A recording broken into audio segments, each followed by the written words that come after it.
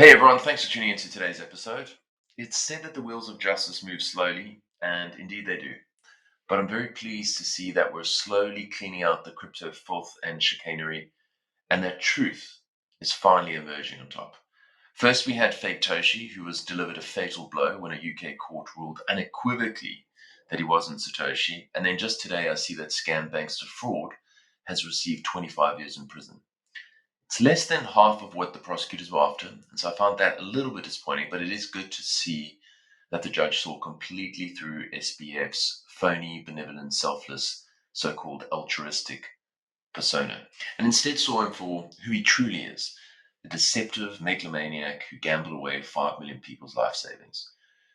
Now, sticking with the legal theme, today's guest is well-known Bitcoin proponent and commercial litigation attorney Joe Carlesare.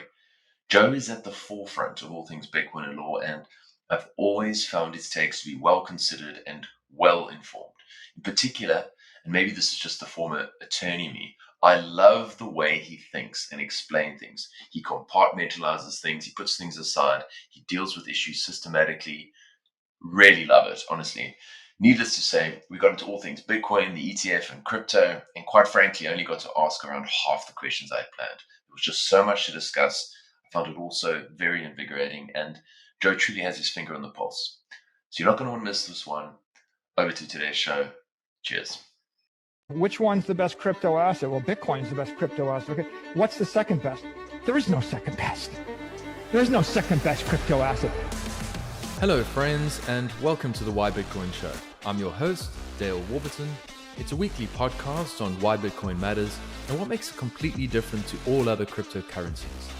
If you're interested in Bitcoin and you'd like to distill crypto fact from fiction, you've come to the right place. Good morning, everybody. I'm very pleased to introduce my next guest, the Legal Eagle, Mr. Joe Carlesare. Welcome to the Why Bitcoin Show. Oh, thanks so much for having me. It's a pleasure. Joe, as we spoke a little bit about briefly before we kicked off recording, really do appreciate it when lawyers take time of their day to speak to me, because I know that billable hours are the name of the game. And given the fact that you're doing this in the middle of your day, it really is appreciated. So we've got a ton of ground to cover. I mentioned a couple areas that I'm really keen to dig into. But obviously, let's just begin with Bitcoin. 2024, looking ahead, I know that you sometimes like to dive into a bit of the fiscal and monetary side of things. We've also got an election this year. Tell me a little bit about kind of what your thoughts are in this particular cycle for Bitcoin. Like, what's the sort of the layup for 2024 and perhaps even 2025 going forward? Well, you have to start with what is the predominant force in markets.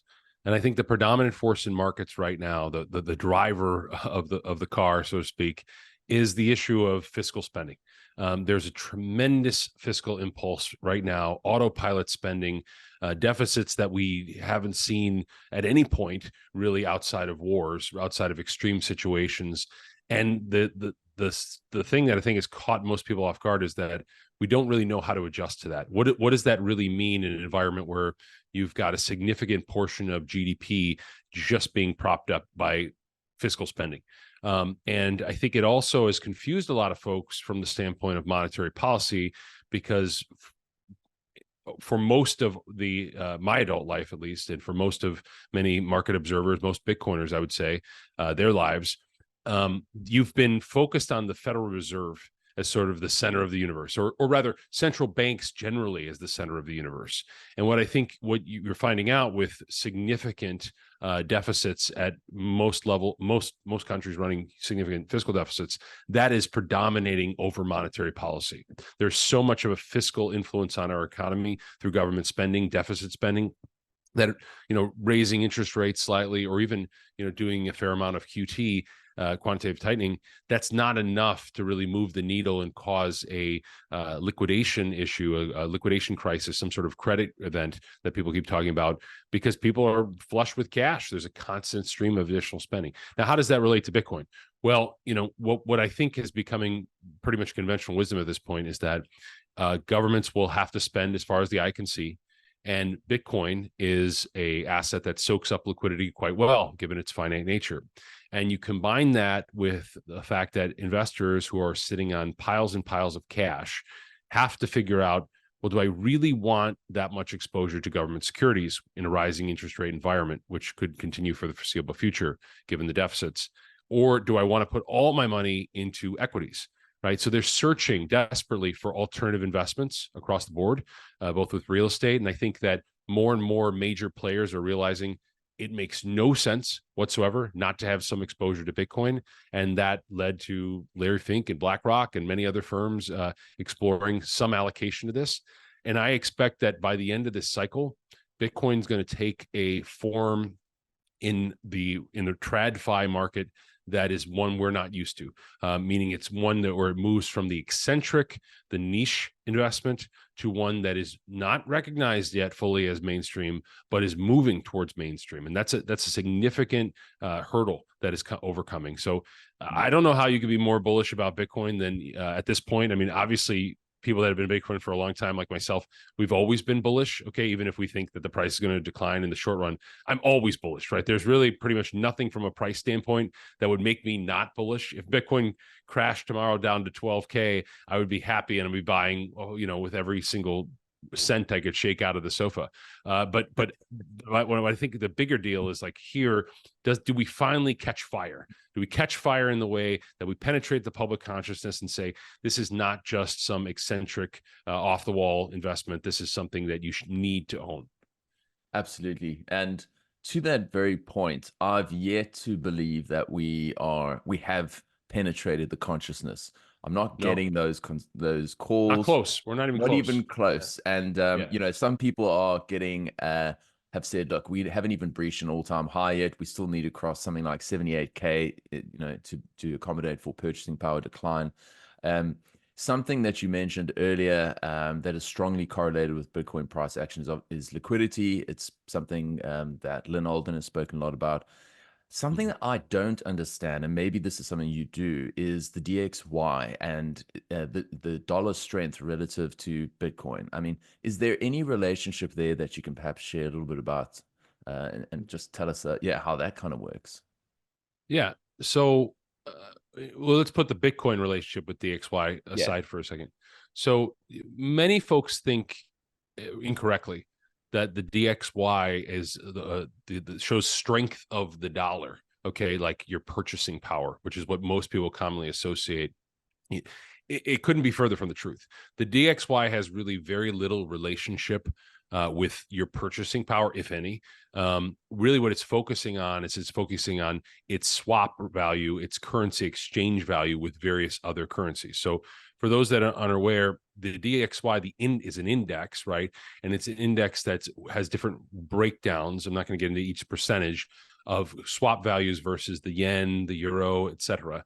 And when those currencies rise or fall, the DXY will rise or fall in opposite, right? So, if the yen is falling rapidly against the dollar, that means the DXY is going to rise. Okay, same thing with the euro, right? If the euro is appreciating relative to the dollar on just a foreign exchange standpoint, if euro is appreciating, the DXY, that portion of the basket allocated to the euro, will fall. So really, it's just measuring that. So, what has been driving the DXY higher? DXY being driven higher is primarily been, from my view, interest rate policy. The Fed being very aggressive with its interest rate policy. But there's also economic factors that I think will drive currency swap lines and currency exchange rates. Things like, struggling in other countries. You have to remember that the majority of the debt in the world, even if it is not settled in dollars, it is denominated in dollars. So just let's think of an example. You're in China and you are a businessman who is engaging in some sort of economic relationship with someone in the Middle East. Okay. You can settle a huge transaction between China and the Middle East with local currency, with the yuan or whatever. You can do yen, any other pair you want. But for contract purposes, for putting it down to paper, you have to put it down as a denomination. Like our baseline is going to be the dollar. Okay. And there's a lot of contracts like that. There's a lot of agreements between parties across the globe. And what that really does is it forces a demand for dollars. It creates this demand where, while local currencies, they can print at will, if the debts are denominated in dollars because of its relative stability versus other fiat currencies, it will create a constant demand for more and more debt and more dollar-based debt. So you may be familiar, and everybody who's listening to this, if you haven't, I highly recommend you YouTube and get up to speed with the theory, which I believe in very much, of the dollar milkshake theory, Brent Johnson's theory, which, his idea is, because of the debt out there in the system, because there's so much debt at every level in every country, right?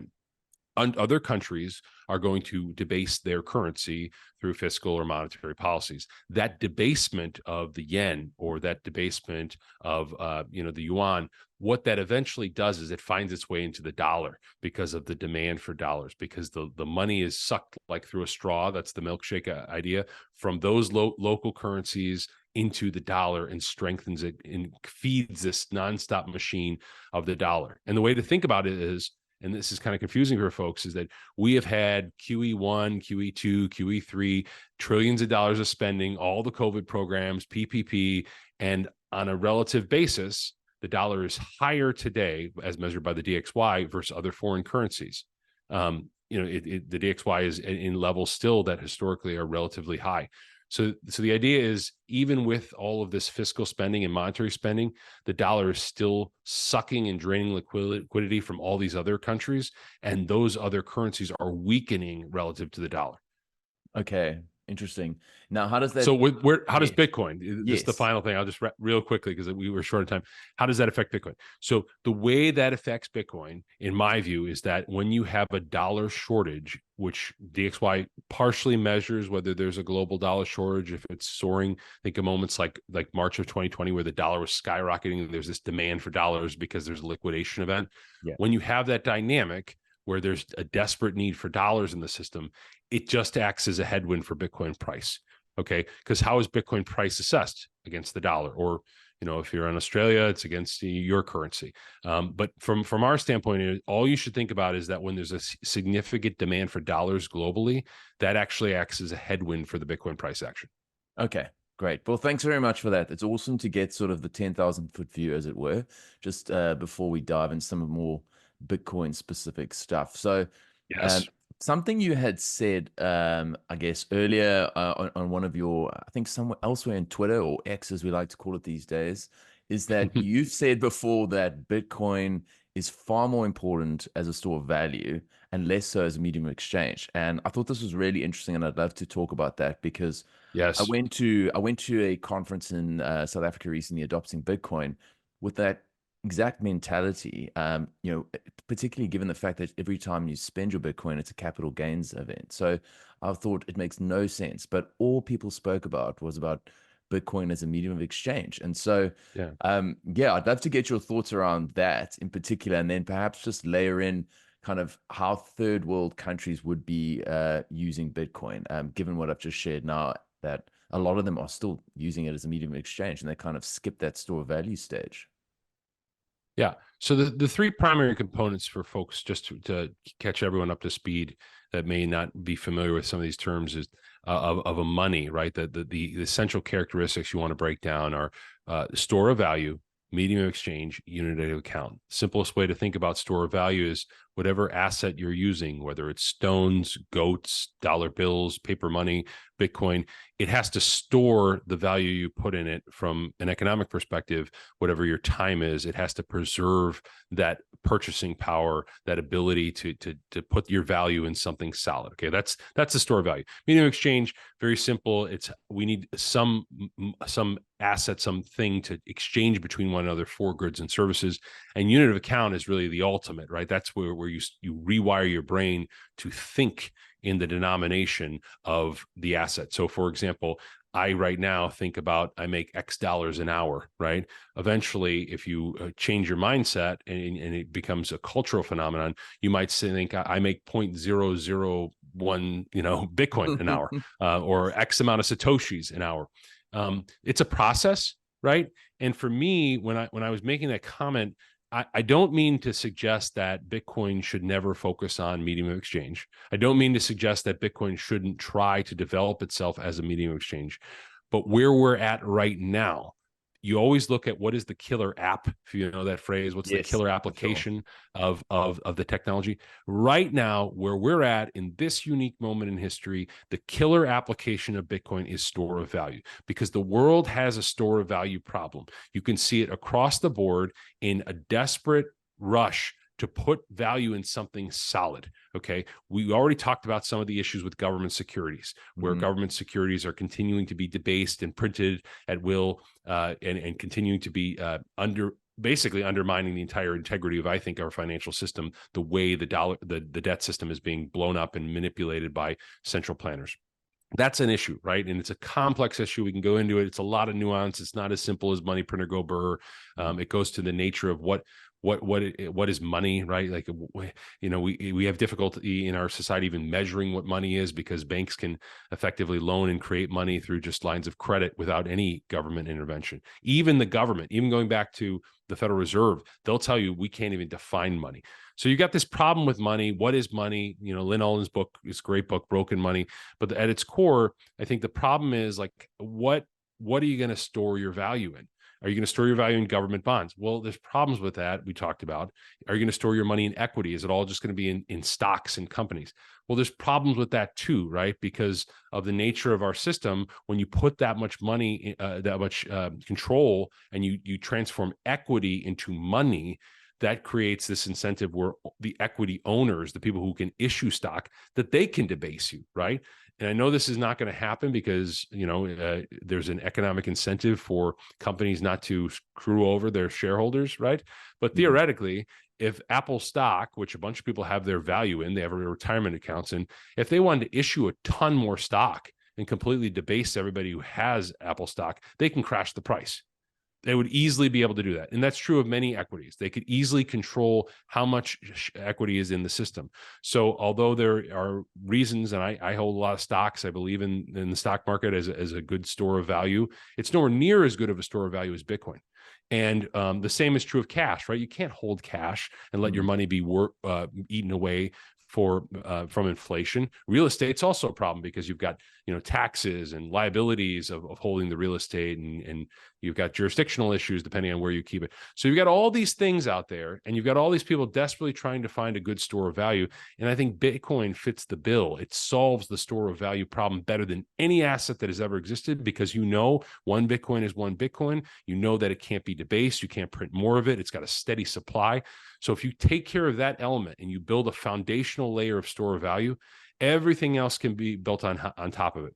I use the analogy of this. Like I say, imagine you're building a house. Well, you don't focus on the windows and the doors and the way that, you go in and out of the house and the way you look out of the house. That's not the first thought in your mind. When you're building the house, when you're building a new monetary system, you focus on the foundational layer, which is the store of value. Absolutely. Okay, that's fair enough. And exactly, it's not to diminish the role that Bitcoin might play in these countries where the financial system is so broken that you can't even they don't even have access to bank accounts. So, but I tend to agree with you. If we had to sort of rank order, what's the most important? I think store of value by far. And it's not just even a priority. It's just, what are your priorities? And by the way, this is why Bitcoin has had these fierce debates against the big blockers and other folks over the years. I don't know how familiar you are with the block size wars. Yes, for sure. Yeah. The reason those debates all come back to trade-offs, right? Whenever you're developing a new system, you have to recognize trade-offs. And the trade-offs that Bitcoin made long ago, and I think the most fervent Bitcoiners are really diehards on this sort of core issue, is that we have to make this a good store of value. If there was one thing, let me just test this hypothesis. If there was one thing about Bitcoin that was a non-negotiable in your mind, what would it be? It's the 21 million, and it doesn't change. Exactly. Right. And does the 21 million have any influence at all on medium of exchange? No. You could have 100 million. We could inflate the supply to 1 billion, right? That wouldn't change the nature of medium of exchange. The reason why 21 million is a non-negotiable is to preserve the store of value. So, the Bitcoin core developers and early proponents of Bitcoin, I think implicitly we all believe store of value is really the primary focus that we should have. Yes, for sure. Okay, so with that said, then Joe, if we're looking at and people like to do this, they like to extrapolate what's happening today, go looking forward and say, all right, I'm looking at it through this lens, this model, this is where we can end up. I saw something, I laughed when I saw it. It says I know exactly what the price is going to be on this exact date, and I thought, okay, well, I've never seen that in Bitcoin, but I know that there's a lot of chatter around models at the moment. There's the power law stuff. The last cycle was about the sort of stock to flow and various variants of that model. What is your thoughts on models in general when it comes to Bitcoin price? So, the old adage about models always being wrong, but some models being useful, I think is the way you got to look at any model. The question is, like, to me, what is the utility of something like stock to flow or the power law? Are you going to trade on it? No, there's no, it's not a good method for trading. Even the proponents of something like power law will tell you that it's not a good, it has no utility for that. You can't, because it has such a wide band, right? Like at various different points, it could be hundreds of thousands of dollars in range in the price, and it would still conceivably be within the model. Same thing with stock to flow. I mean, I was looking back as early as 2018 when I was investigating that, and it just seemed such a wide band of the price range that it was almost had no utility. So I don't put a lot of stock in models. I would love to see a Bitcoin model that made a lot more sense in terms of relative price prediction. But for overall, like I think all the models are generally far too bearish. The old saying about all models are broken, I really believe that to my core, because I don't think there's ever been an asset with the unique characteristics of Bitcoin. Okay. And I also think that when you're doing any sort of predictive modeling, your model is always contingent on the variables that you input. And one of the problems we have currently is that while we have some certainty regarding the issuance of Bitcoin, we have wild uncertainty. I mean, we have nothing more than a wild ass guess, really. That's a technical term of what happens on the fiat side. What happens with government printing? For example, okay, just think about this for 1 second. You have a model about Bitcoin's price action. And then for a few different because of a few different developments, a few different shifting of the macroeconomic chessboard because of some events that nobody's even talking about right now, you suddenly have UBI in most developed countries, which you may say that's crazy, it'll never happen, but we've seen crazy things that people thought would never happen very recently. Yes. And I don't think that that's that impossible. I think there are plenty of scenarios where you have completely explosive government printing. Well, in that situation where there's massive amounts of fiscal stimulus, do you think the Bitcoin model is going to hold? I don't. I think the Bitcoin model, any Bitcoin model we have today, would break very quickly. And that's why I say when I go to bed at night, my mental model that I use for Bitcoin is I put my head in my pillow and I say, if I wake up tomorrow and Bitcoin's at $5,000, will I be okay? Will it put my family out on the street? And the answer is yes, I will be okay. Nothing's going to drastically change in my life. I could also wake up tomorrow and Bitcoin could be $500,000. And will I be absolutely miserable because I didn't stack hard enough? I didn't have a huge allocation in cold storage. I now have to deal with all these issues of a world that's very turbulent and not very different than what it looked like before I went to sleep. I have that model because I truly believe, in the gradually, then suddenly. I think that's how systems function. That's particularly how dynamic systems function. It's when people say, there are years when nothing happens, and there are weeks where decades happen, right? Yes.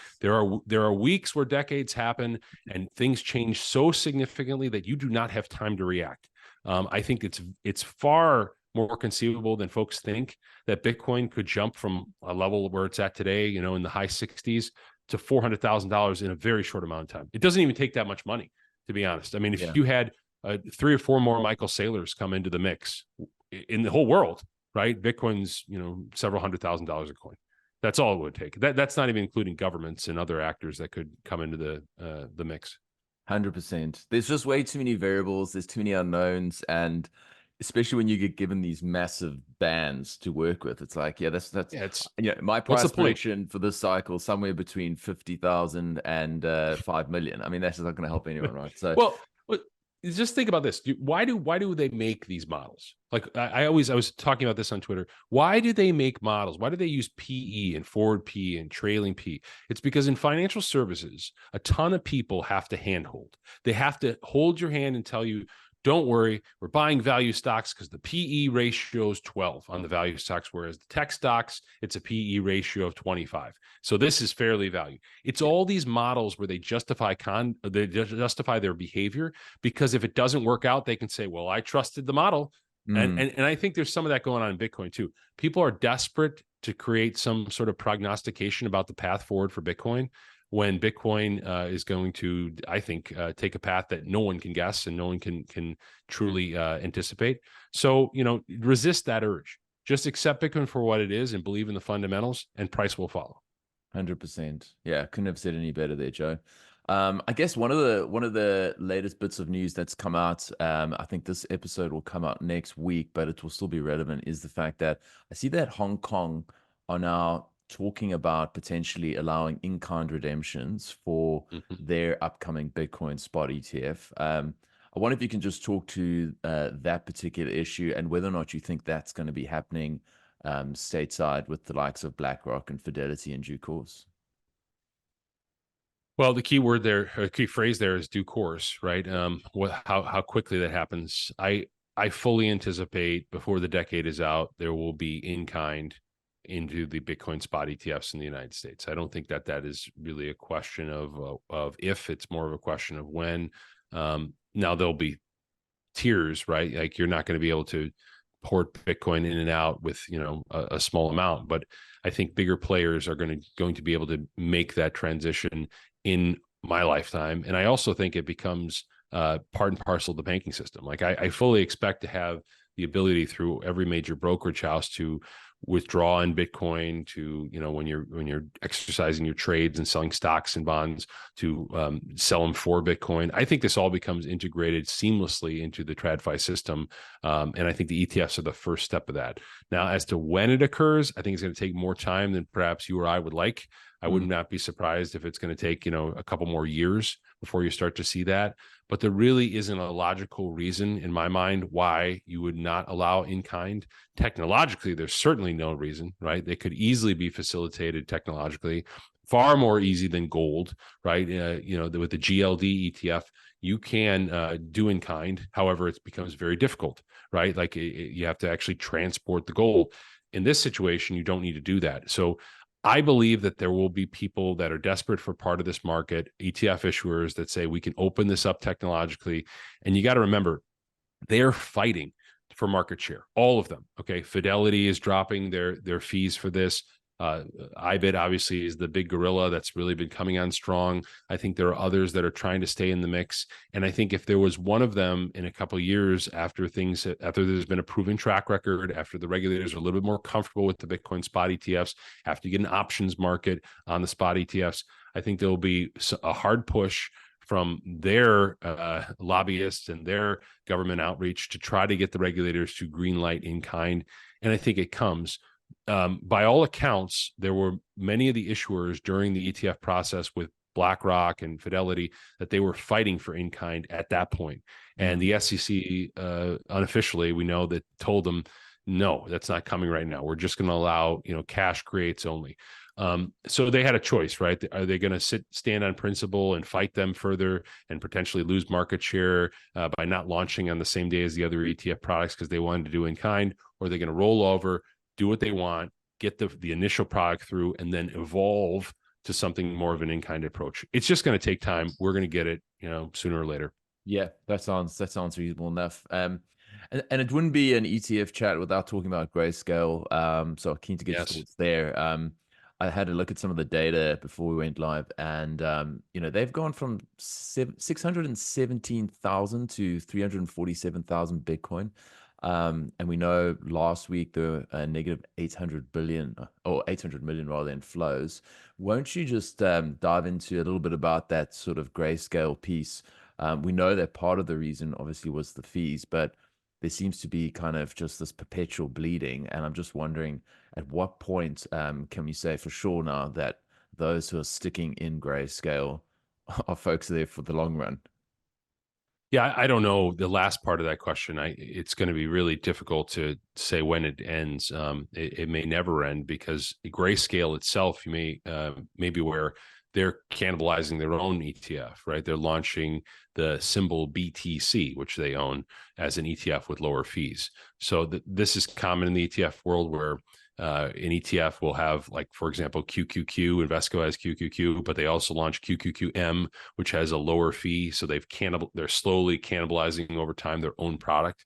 That might be part of their strategy. What I'll say is that, the flows out of GBTC have not all been driven by people trying to get away from the high fees. I think that a lot of it is also being driven by all these bankruptcy cases where, pre 2023, the reserve asset of choice in a lot of ways was GBTC. A lot of companies in the space, Alameda, others, they held significant portions of GBTC shares as the collateral underpinning their operation because it was publicly traded in a regular market, and it was something that you could borrow against. So there's still a lot of hangover of that from some of these bankruptcy actions. It will come to an end, but I would not be surprised if it drags on here for a few more months. Because there's just a lot of that out there, and it doesn't move very quickly.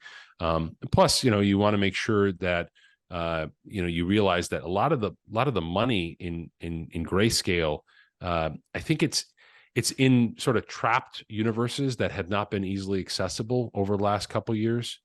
Trapped hands for a variety of different reasons, probably beyond the scope of this podcast. But money moves, especially big amounts of money. It just tends to move very slowly. Okay, yeah, that's fair enough. And when you think about all of these ETFs, who do you reckon is the sort of medium buyer? And from your perspective, are the likes of RIAs even interested, getting involved, pension funds, or is this more of a retail phenomenon at this stage, and hedge funds and the like? So hedge funds, Yeah, and retail, I think, have been the primary buyers so far. I think professional money management has only tipped its toe barely into the spot ETFs.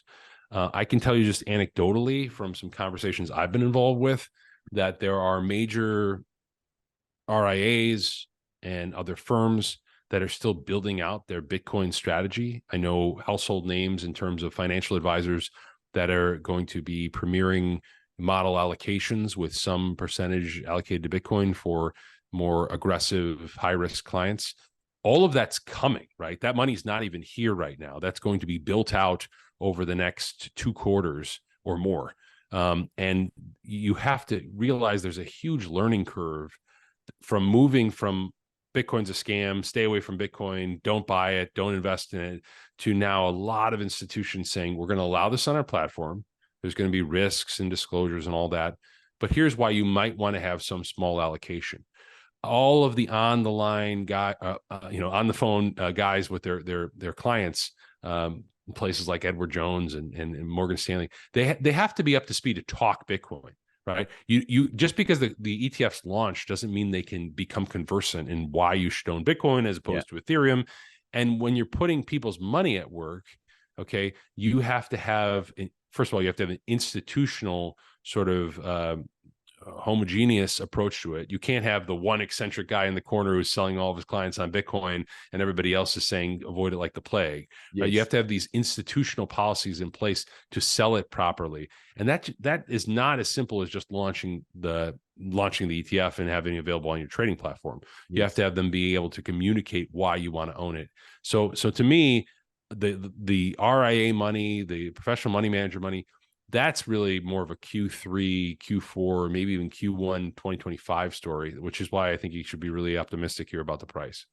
Brilliant. Okay, yeah, and to your point, I mean, it's not as if the ETF goes live and suddenly people are rushing to get in. If you were in the shoes of an RIA or pension fund or someone who's or platform that now has the ability to give access to these ETFs to their clients, what is the prevailing narrative? Because my sense has been throughout, the institutionalization of Bitcoin is that we have to sort of massage the message away from, we need to separate the state from money, and this is freedom tech and all that sort of thing, because I don't think Wall Street cares about that. What No. is the narrative? Is it as simple as this is the fastest horse in the race and it's the best store of value?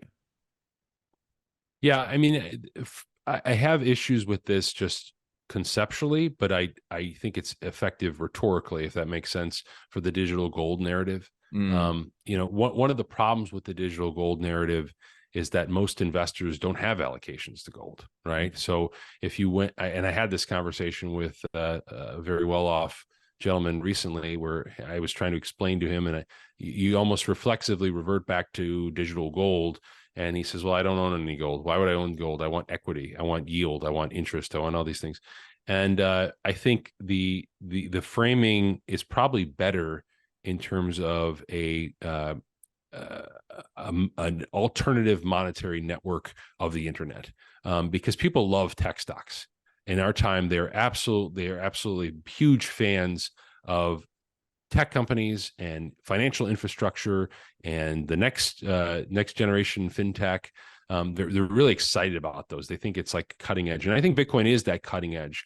So years ago, Andreas Antonopoulos coined this term, the Internet of Money. I thought it was really effective rhetorically, because it's bootstrapping what everybody knew to be the case, which was the internet was going to be the next big thing in the 90s. It's bootstrapping the idea of this monetary communications network with Bitcoin and all the potential for that could come from that. So I think the selling point is to explain to folks that this is not necessarily a system that is going to replace the dollar or kill the dollar. Michael Saylor talks about how it's a system that can promote the dollar. It can increase dollar proliferation for the world through an open source financial network, of open source financial foundation, as we talked about earlier, for transacting value globally. And there really are a lot of possibilities for second and third layer solutions on Bitcoin that I think have yet to be explored. So that's the way I try to frame it to folks. I think this is an alternative monetary network that will work alongside and inside of traditional finance, and it will be something that will grow for the next 100 years. And people should have an allocation to that in a world that is saturated with exposure to stocks and bonds. Yeah. And you mentioned Saylor, and I'm glad you did, Joe, because I've been watching from afar as to like what Saylor's up to, in terms of, it feels as if he's like short in the dollar and being able to buy Bitcoin. And it's like some sort of speculative attack, but I think he's very careful about the message he is relaying, and has certainly beaten the drum on the digital property side. If you've got some sort of easy way to explain what Saylor is up to, because it's something that we've tried to explain here a few times, would you be able to share that in terms of how he's using his stock to buy more Bitcoin? Yeah. So the simplest way to think about it is that he has access to something that you and I don't have. He has access to an asset that he can effectively print. Okay. And when I say print, I mean that in a loose way. I mean, he has the ability to issue shares of stock. Okay. And the shares of stock have to be absorbed by the market, and the market's going to pay a fair market value for the shares. Okay. And what is the fair market value for the shares? Well, the fair market value of the shares is not the profitability of the business. Okay. Because the actual profitability of the MicroStrategy business, it's trading at significant multiples of what the actual income, the cash flow it's generating, right? So most investors look at a company and they say, what's it worth? And they look at cash flow and, return. That's how they're assessing it. I think MicroStrategy is basically an ETF holding vehicle for a lot of folks that don't yet have the institutional cover to buy the Bitcoin ETF. So people are just buying exposure to MicroStrategy because of all the Bitcoin it holds, which becomes a virtuous loop, right? They're buying Bitcoin to buy a stock. They're buying the stock to buy a company that holds Bitcoin. The Bitcoin's appreciating in value, which is appreciating the share value, which is allowing them to issue more stock. That more stock at a higher level can let them buy more Bitcoin, which then, if it keeps going up, if the price keeps continuing, that is increasing the stock Okay, so you have this kind of positive feedback loop here where you can continue to extract money from willing participants, use it to buy Bitcoin. If Bitcoin still keeps going up, which it's going up forever, Laura, as you said, that it basically creates a perpetual motion machine, right? A perpetual machine where he continues to basically have that unlimited access to funds to buy Bitcoin. Now, what could happen? There are some negative things, which I know people don't want to focus on the negative, but there are some things that could happen conceivably. It could draw scrutiny from regulators, and you have to keep that in the back of your mind. It also could be a situation where I know it's unlikely, but there could be a significant drawdown in the Bitcoin price, and that could put him in a real difficult perspective from a balance sheet perspective with respect to the debt. It wouldn't really hurt the share value because the share value would just be discounted by the lower price of Bitcoin. I think from my standpoint, I think if you are a MicroStrategy shareholder, you have to have in the back of your mind that there is a potential at some point this draws scrutiny from regulators, and that's probably the biggest threat to what he's currently doing. Excellent. Okay, and that's actually a very nice segue to the next area that I was loving or hoping to talk about there, Joe, is some action that we saw recently, and I know you were on a Spaces as early as today with regards to the news of it was Coinbase's motion to dismiss was denied with regards to the lawsuit where the SEC was suing them for selling unregistered securities, and I believe Kraken is also involved. Talk to us a little bit about that lawsuit there and what today's news actually means from your perspective.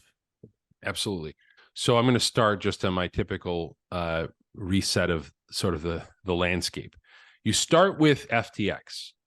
I think before FTX, Sam Bankman-Fried's efforts to try to get something through the U.S. Congress was a legitimate one. He was trying to get some sort of favorable crypto legislation passed. But when his operation blew up, anybody who was a supporter on the Hill sort of turned their backs to him, right? They didn't want to be associated with this fraudster. So I think that killed crypto legislation in the short run. The reason why that is relevant is because when you have you had the SEC for years, right? They let Coinbase and Gemini and Kraken, they let them sell all of these assets, let's put it charitably, on their platform, and they took very little action. Okay, why did they take no action? I think they didn't take action because of the fact that they wanted something to get passed by Congress. It's far easier for this problem to be tackled by lawmakers than have to go devote considerable resources to litigation. Well, when FTX went down and it killed the chance of crypto legislation, the SEC said the gloves are coming off. Okay, they said we're filing suits, and they did. They filed suits against Binance. They filed suits against Coinbase. They filed major pieces of litigation against Kraken. All these cases came forward, several months after the holidays there in 2022 when SBF went down. And that's not a coincidence. I think they said the green light is to go for the jugular. You're never going to be successful suing individual token issuers and developers. You need to take a more circumspect approach. You need to go against the major exchanges, and you need to file sort of a omnibus litigation, which is what this really is. These are huge cases with multiple different theories that the SEC has as to why the exchanges are operating in violation of law. So flash forward. You had this Coinbase suit, which has obviously been pending now for months since the early part of 2023 when it was filed. And now you had what was called motions for judgment on the pleadings. Okay. It's similar to a motion to dismiss. It's under the same section of the Code of Civil Procedure. But what a motion for judgment on the pleadings does is it says, okay, SEC, we're going to accept everything you said as true. We're going to take every single allegation you made, and we're going to say, for purposes of judgment on the pleadings, court, you should assume the SEC is true. They still lose. They still are. There's no violation of the law. We're not an exchange. We're not a broker dealer. We're not a clearinghouse. We don't sell securities. Our wallet program's fine. Staking is not a security. All these different theories that the SEC threw out there. Well, today what we got back is the judge said, look, if I'm going to assume everything they're saying is true and apply the law, my read of the law is as follows. I think they plausibly said you're operating an exchange, an unregistered securities exchange. You're operating as an unregistered broker-dealer. You're operating as an unregistered clearinghouse without proper accreditation. You're also, I think, operating potentially an investment contract from your staking program. Now, the one issue that they ruled in favor of Coinbase on was the wallet, the Coinbase wallet, which is like a separate feature. It's more of a DeFi setup where you can swap on Uniswap and all these DEXs. That, in my view, I don't think that's triggering any exchange-related activity, any unlawful activity. So I'm dismissing the SEC's claim on that narrow issue. But everything else in the case gets to go forward. Now, that does not mean the case is done. It does not mean that it's over. The way to look at it is that this is a long battle, a long war, rather, that is being fought between the SEC and Coinbase. And the first battle has gone to the SEC. They are allowed to now go forward. They're allowed to get discovery. They're allowed to depose certain individuals at Coinbase and make a very thorough record. And at the end of all of it, they're going to file motions for summary judgment on the issues. And that will be the real test. That's going to be the real put up or shut up type moment. And if you remember, in the Ripple decision, which was widely followed, the SEC actually was able to defeat the motions to dismiss early on. But then when it came time for motion for summary judgment, they ended up losing portions of that case. So the way to think about it is the same here. They've won an initial victory. You can read that opinion that has been put forward by the judge and say, there's some good stuff in here for the SEC. We're pretty encouraged by how she came down. But the real, just keep in the back of your mind, the real battle will be the motion for summary judgment, which is probably not going to get ruled on, I would guess, until very late this year or into the early part of next year, if not longer. And with these cases, when it eventually goes to the merits, is there any requirement for there to be actual so-called victims, folks who have bought dog coins on the likes of Coinbase and suffered a loss as a result because there weren't proper disclosures made? Nope. That's an easy short one for my answer. If you are engaging, if they find the tokens to have been securities, and they're providing an exchange for those securities, there does not have to be victims. It's a violation of law, and they're potentially they're running afoul of the Exchange Act. The SEC can seek disgorgement. They can also seek an order to an injunction barring them from engaging in future trading activities and disrupting their business operation generally. So no, there doesn't need to be any sort of victims for the losses for the tokens.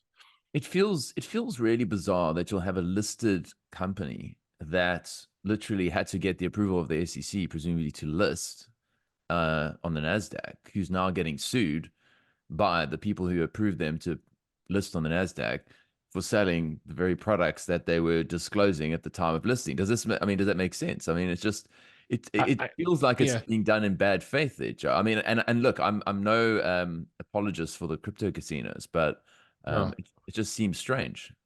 I understand why. I mean, I think a lot of people approach the law saying, like, let's use common sense. If they're doing something unlawful, why would you ever let them come to market? And what the system that's set up, though, is it's set up where basically it's like, is your paperwork complete to list? Okay, have you given disclosures? And one of the disclosures they said from the beginning when they listed the Coinbase IPO was, there's an uncertain regulatory environment. We don't know how to classify these things. There could be potential action. So in the SEC's crazy mind, like, they think, well, that's disclosure to all these people that go and buy Coinbase. That they think that that they're sufficiently aware and on notice that these things could later be subject to securities enforcement actions. I think your regular people, they think, well, wait a second, like, that doesn't make any sense. Like, why wouldn't you have stopped them? And they would push back and say, look, they're completely different divisions. This is the paperwork division for filing an IPO, and this is the enforcement division over here, where we are actually going to come down and we have discretion to do it when we want. And just another thing to think about, there are a lot of publicly traded companies that engage in criminal or fraudulent activities right after they list. And the SEC doesn't always know until they come to market and get evidence. And so, in other words, they would argue, if you had Gensler on this podcast, he would tell you, look, our job is to make sure there are disclosures and that investors know what's going on. And later on, if we find out there's been fraud, that we're not barred, we're not somehow stopped from an enforcement action because we let the company come to market. We had no way of knowing. And think about the opposite. Think about how if every company that got listed then sort of had, a stamp where they were approved and they could never be hauled into court to be responsible for their actions. Would that be fair? That basically, as soon as they get listed, they have, immunity from further prosecution. That's not right either. Totally. No, that makes sense. So I think the heart of this, do you think, comes down to ultimately whether or not they are selling unregistered securities, in which case they're applying the Howey test? Yes. And that's ultimately what it all boils down to. Something that and this is my sort of legal brain kicking in. I've seen enough videos of Vitalik and Joe Buterin of ETH, sort of just talking about the initial token allocation. Every single part of it smacks as if it's like an investment contract, where Yes. folks are expecting some sort of profit. Without trying to pronounce on ETH specifically, or perhaps you can, what are your thoughts in relation to that? I mean, because the video and the content's out there, and it's pretty self-evident to me, because I don't have any skin in the game, I suppose.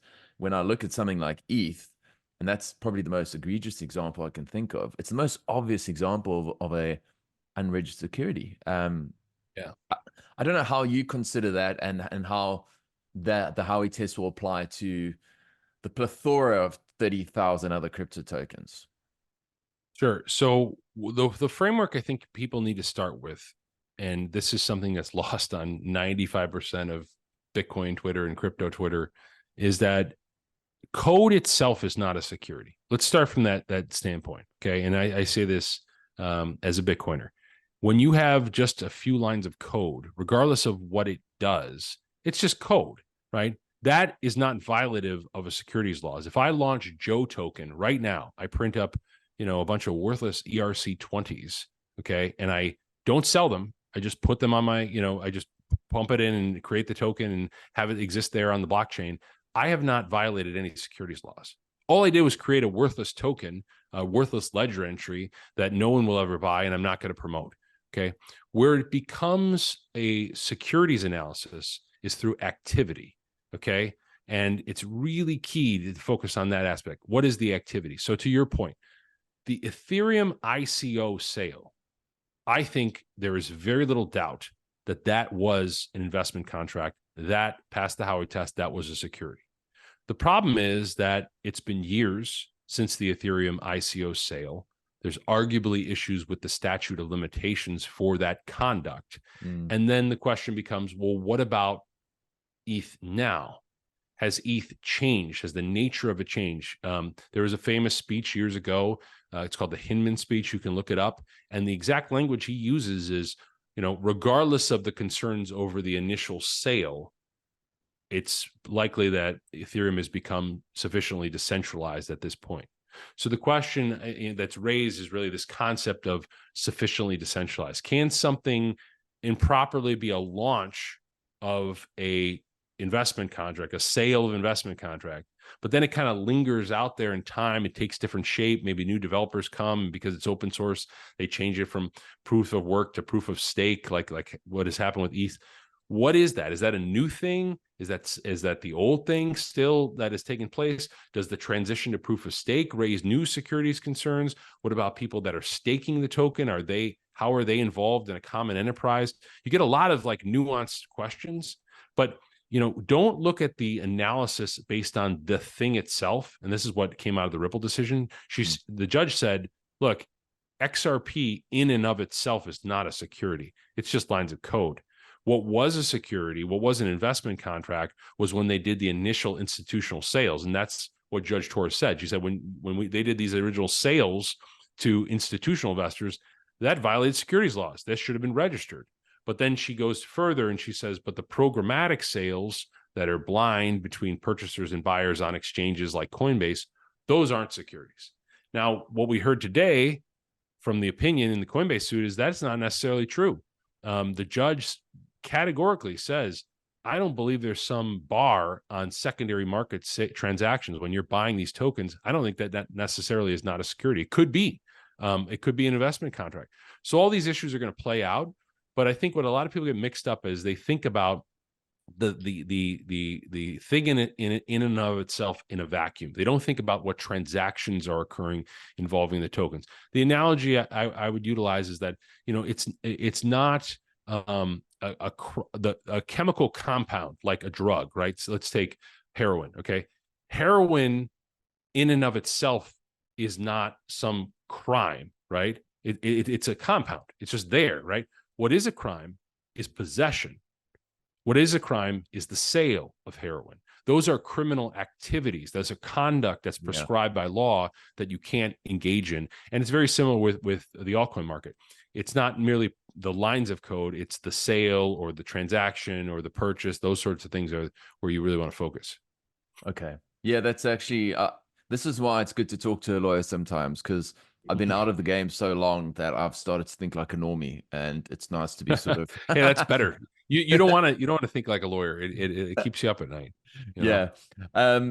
Joe, as we sort of round out today's discussion, you've been really generous with your time. I wonder if you can perhaps leave us with some closing thoughts around kind of what you're most bullish on in the Bitcoin ecosystem for the next sort of 12, 24 months. What's going to be the catalyst that you think propels us into this next cycle? Or yeah, any thoughts you have, I'd love to hear them. I mean, the single biggest catalyst, and you could ask me this and replay it on repeat for the foreseeable futures.